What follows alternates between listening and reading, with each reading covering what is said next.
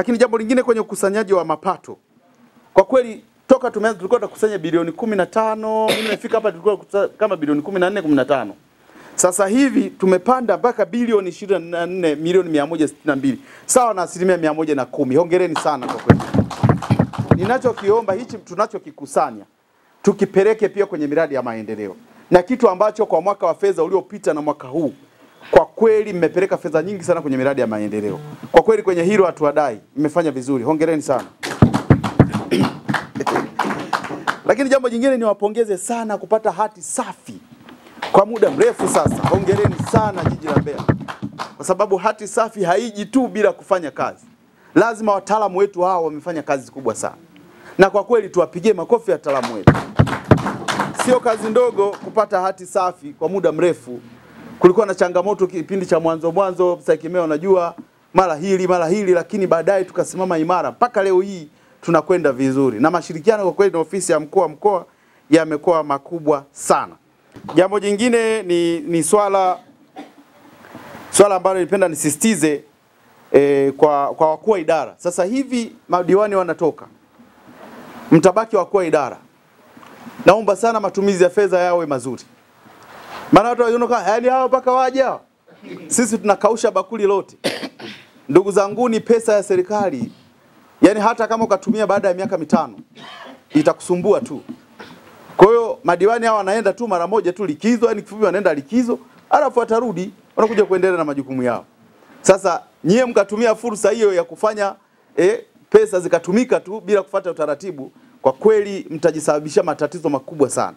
Kwa hiyo ni muda ambao wa kuhakikisha kwamba tunafanya kuhakikisha kwamba tunatunza hizi fedha na kuzitumia vizuri. Lakini pia msimamie vizuri miradi ya maendeleo. Na miradi hii ikikamilika ni faida kwa wananchi hasa wa mkoa wa Mbeya na hasa hapa Usoni. Wanasema mapokezi lazima pawe pazuri. Mapokezi ndio kuna ficha madhaifu mengine.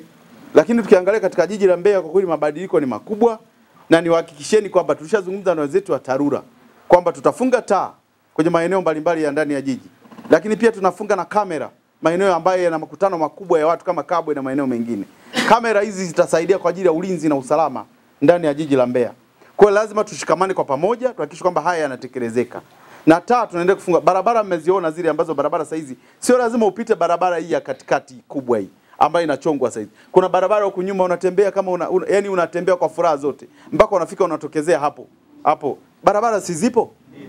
Kwa hiyo mwambie wananchi, na nichukue nafasi hii niwaelekeze wenzetu wa LATRA kwamba kuiangalia hiyo kama ni ruti pia ya daladala ili iweze kupitisha watu waweze kupita kuja maeneo ya mjini na maeneo mengine, kwa sababu ili kuondoa msongamano ndani ya katikati ya mji, ili kwa sababu tutumie na njia hizi za pembezoni ili kuweza kufika eneo la katikati ya mji. Nimshukuru Mheshimiwa Rais wa Jamhuri ya Muungano wa Tanzania, mama yetu Mama Samia Suluhu Hassan, kwa namna ambavyo amekuwa anatumiminia fedha katika jiji letu la Mbeya katika miradi mingi ambayo miradi mlikuwa kila siku tunasema tunaiona. Lakini tatu, mshukuru Mheshimiwa Dr. Tulia, mbunge wetu wa jimbo la Mbeya mjini, kwa connection nzuri ya sisi kuweza kufanya vizuri katika maeneo mbalimbali. Lakini nimshukuru sana Mheshimiwa mkuu wa mkoa Dr. Juma Zuberi Homera na timu yake ya mkoani. Wamekuwa ni walezi, wamekuwa ni washauri, wamekuwa wanatoa maelekezo ambayo yanatekelezeka kwenye halmashauri yetu. Ndio maana tumefika mahali tunakwenda vizuri na kila mwaka tunapata hati safi. Haya yote ni mchango wa Mheshimiwa mkuu wa mkoa na timu yake, lakini bila kumsahau Mheshimiwa DC Beno Malisa kwa namna ambavyo amekuwa anaelea halmashauri yetu.